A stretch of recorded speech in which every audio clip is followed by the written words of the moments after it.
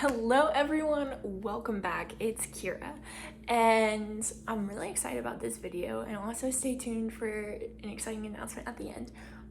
But I was thinking this week on Matthew chapter 7 verses 24 through 27, which talk about the foundation of your life.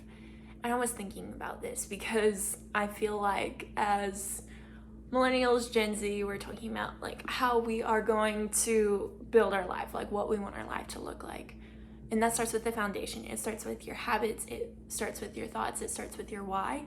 And it also starts with what is the priority in your life. And your life gets built from the ground up. Same in building a house. You can't put in the windows until you put in the foundation and the walls. And Matthew talks about this. This is Jesus talking, starting in verse 24 of chapter 7.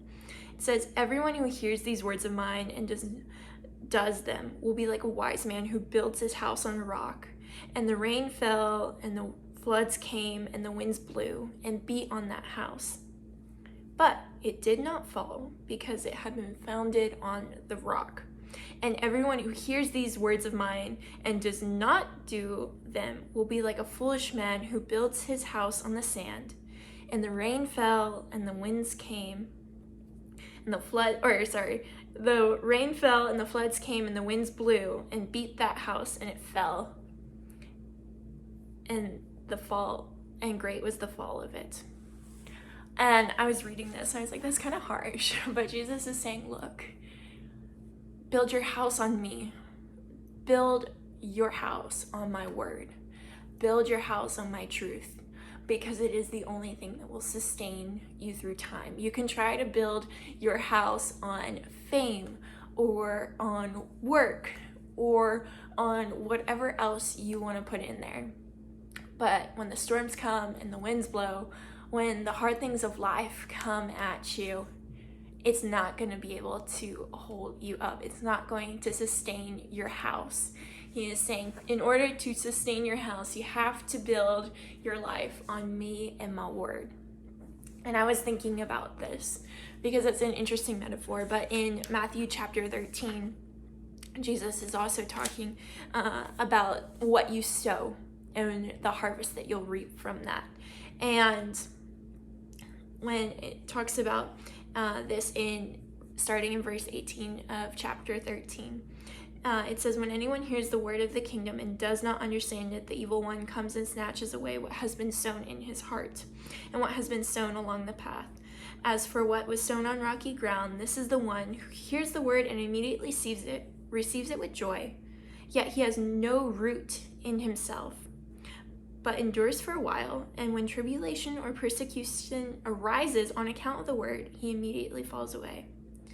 As for what was sown among thorns, this is the one who hears the word, but the cares of the world and the deceitfulness of riches choke the word and proves unfruitful. As for what was sown on good soil, this is the one who hears the word and understands it.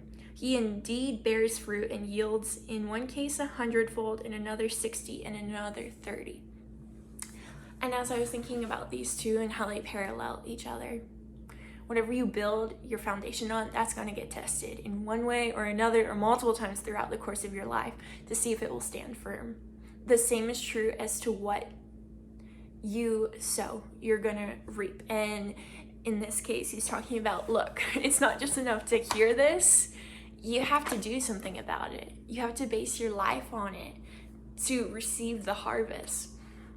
And I was thinking about what that means for our lives as we build on the foundation of Jesus. Number one, that it is firm and steadfast. That we will go through trials. We are told that in scripture, that we will have hard times, we will have troubles, but that we will overcome. And he helps us with that. Jesus is the foundation that will stay firm, that through the winds and the rain, that our house will stay firm. He also talks about that in building a foundation on him, you will see the fruit of the harvest in due time. That it will be 30, 60, or 100-fold what you have planted. That in building a firm foundation, not just for yourself, but it is something that will overflow to those around you. It'll be something that is life-giving to people. That it will produce a harvest beyond yourself that you will see in your life. That building your foundation on Jesus is fruitful. And as I was thinking about these things and what this means for us, how do we do that? How do we base our lives on this foundation in Jesus? Number one, you read the word, you read scripture, you study it, you meditate on it, you think about it. And number two, you pray. You are in constant conversation with God. And number three, you get in community with other believers. You get involved in a church. You do life with people who love Jesus, who will encourage you and support you on the way. That you don't have to figure out what building this looks like on your own, but you do it with other people who love Jesus and are trying to do the same thing. And in building a foundation in a life on Jesus, it is steadfast, even in the midst of the wind and the waves, and it is fruitful, and it will produce a harvest way bigger than you ever planted. I pray this is an encouragement to you, that even in the storms of life, even as we're coming out of the pandemic, in all the uncertainty of the world right now, that in building a life on Jesus, it is steadfast and it will not be moved. That even though the rains and the winds will come, that house that you built will stand firm. And that in due time, there will be fruitfulness in your life. I love you all so much, and exciting if you are a young woman from around the ages of like 18 to 30, or you can be outside of that. My friend Kim and I have started Flourish Sisterhood, which is a ministry for young women to get together to flourish in every aspect of life as God has intended us to. And we have an Instagram account, which I will link down below. You're welcome to follow. We have devotionals, we have blogs from people in different aspects of life who are all following Jesus and are sharing their wisdom about relationships, finances, fitness, food, health, wellness. The list goes on so that you can flourish in every aspect of life. So come and join us. We're going to have some events soon that are coming up. So follow us and stay tuned for those, because part of it is we also want to build community. And so we'll be doing some meetups where we can come together as sisters and just have a fun time together, be in the Word together, pray over each other, and just make some great friends. So follow us at Flourish Sisterhood on Instagram, and I will see you all next week. Love you guys so much. Have an amazing week.